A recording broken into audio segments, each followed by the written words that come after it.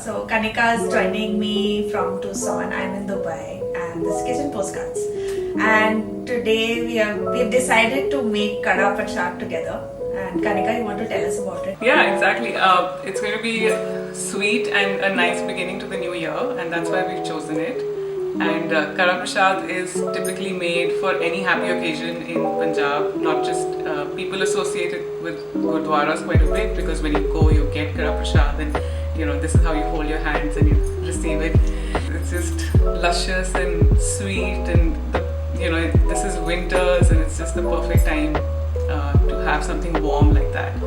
So we are going to make Karah Prashad, but we're going to try two ways of doing it. So there's a recipe on the blog that I wrote not too long ago, and you are going to be the tester and you're going to follow it.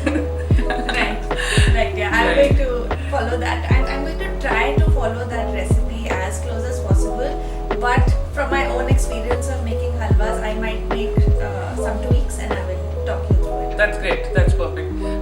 So I'm going to do something that is a little hatke or a little different. I'm going to do like the non-recipe, because as we cook and as we learn how to deal with ingredients, you often go away from a strict recipe.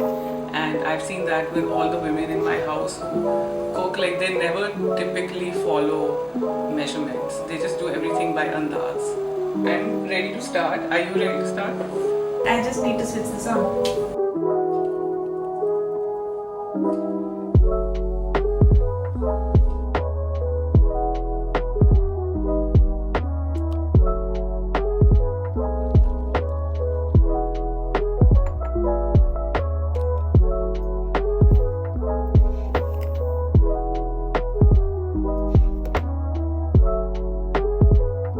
Okay, perfect. Same here. I have my kadhai sitting here. I have a spatula that I'm using. Even though I'm going by just like a freestyling thing, I have measured out what my freestyle measurements are. I use this ladle sitting in my atte ka pipa. Atte ka pipa. So it's typically sitting in my whole wheat flour, and I just use that to scoop up flour for making rotis on a regular basis. And even for making halwa, I just scoop up some of this. So I've scooped up 2 of these. And I have 1 cup here. So I think it's roughly 1 cup. So we're not very off from the quantities are not very off in our cases.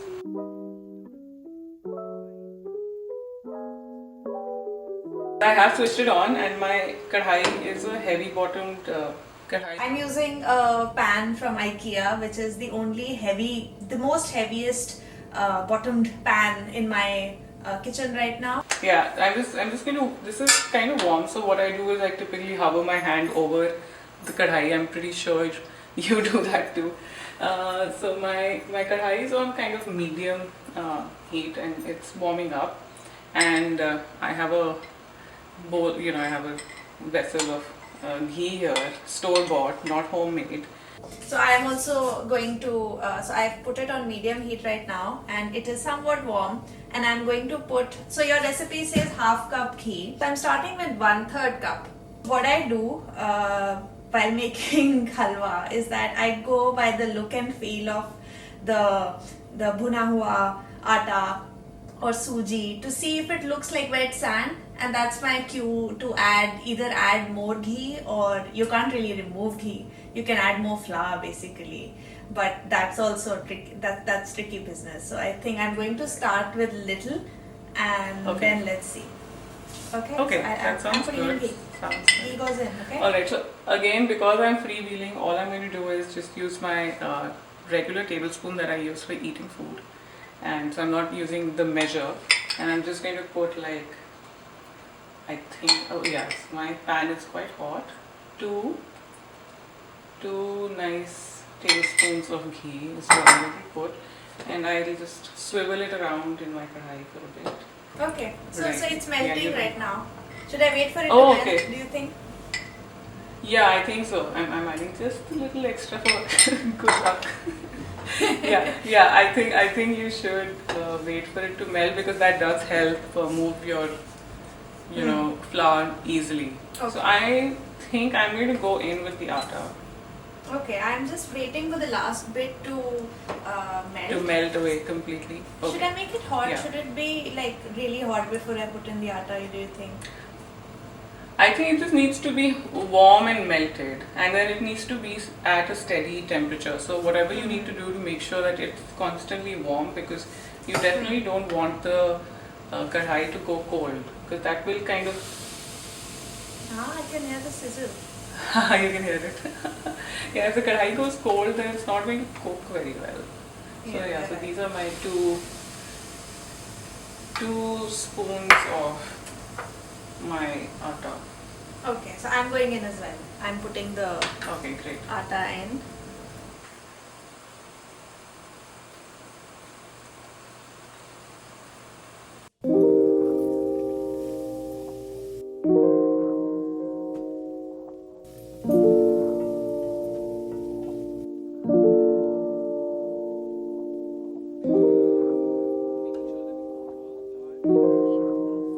Because I really like the ghee in Karah Prashad. I don't. So some.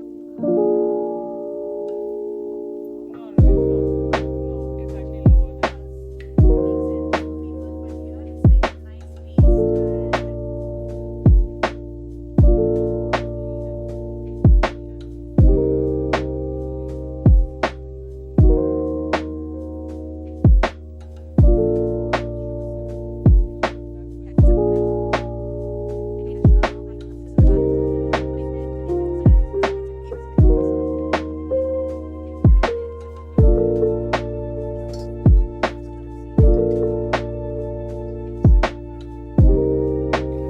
Who watch this and listen to us discussing it will be able to kind of get a cue that you can do. Just pay attention to how hot your hob gets, how hot your vessel is getting, and look at it so you can get some visual cues.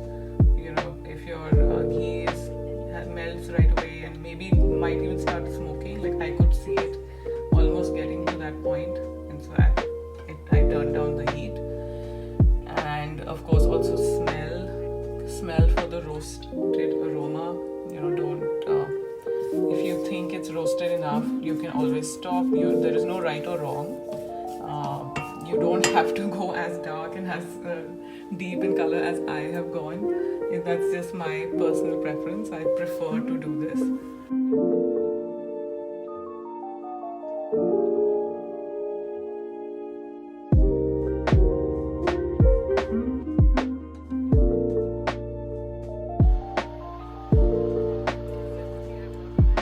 I have just turned on my kettle. So unlike you're going to make a sugar syrup following the recipe. I'm not going to make a sugar syrup. I'm just going to pour in the boiling water once it's ready, and I'm going to add sugar right in the pan.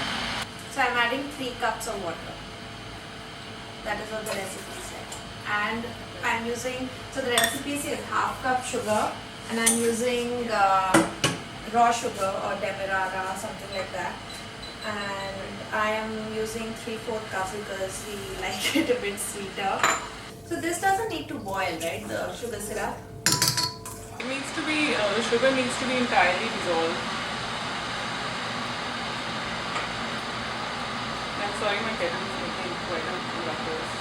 Doesn't kadha come from kadhai? Yeah, kadha comes from Karah Halwa, and karna is the thing of roasting, because you are roasting the atta. So my thing is pretty nice and dark, exactly how I like it.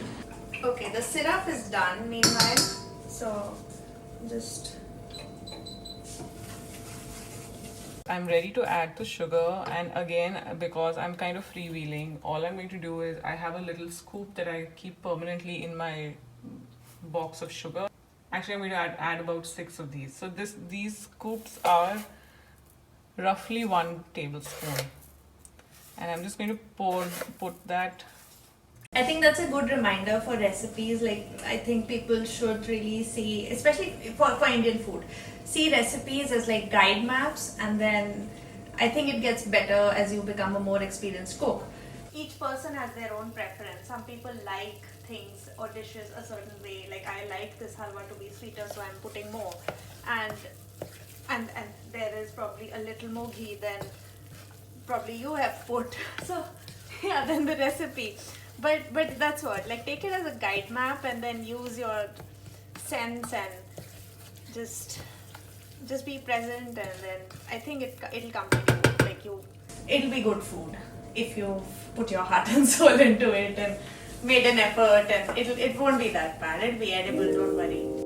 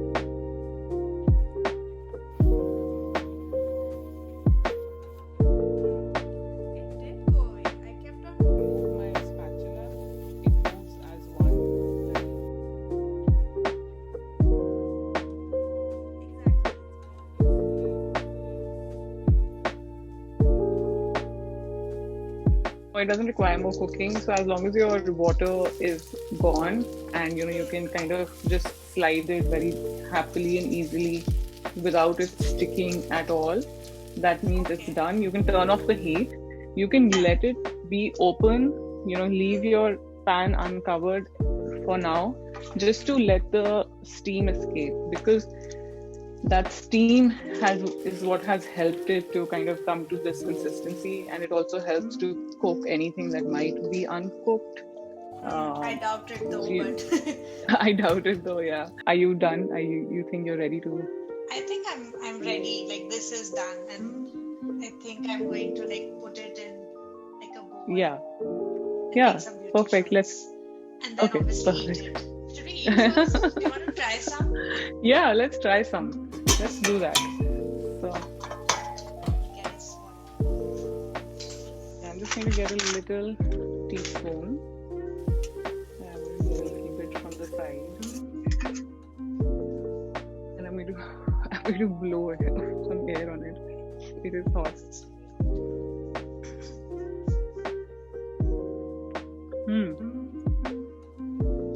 Oh, it's perfectly sweet. And once you start eating it, you don't want to stop. As soon as I scooped it out, it reminded me of how in the Gurudwara they would do that with halwa, and it's like one cohesive mass. And that's the quality that I was looking for. Yeah, and I remember especially in the winter months, it's good. In the winter months when you get halwa, you just wipe all the leftover fat onto your hand. Right.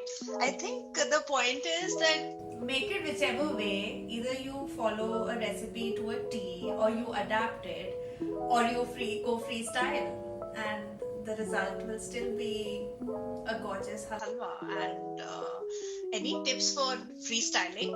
Well, keep your eyes on it and smell it. So, until you can taste it, because you can only taste it right at the end.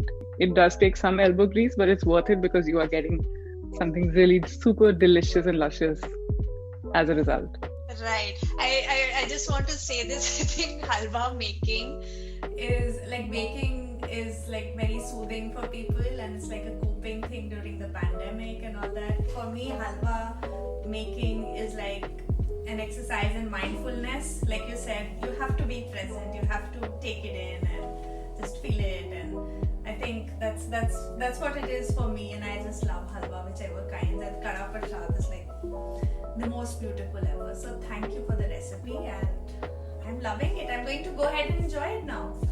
Again? Same here. I'm going to dig into it and enjoy the halwa. Maybe look for something to drink with it. Maybe a cup of tea. Oh, that's a good idea. Well, until next time of freestyling another recipe and checking, notes on how to follow a recipe and how to just let your instincts take over. So we're going to do that hopefully soon again. And yeah, Like, share, take care. Yes, we keep forgetting. Like, share, and subscribe on the YouTube channel. And of course, please follow us on social media, and you can find us on www.kitchenpostcards.com.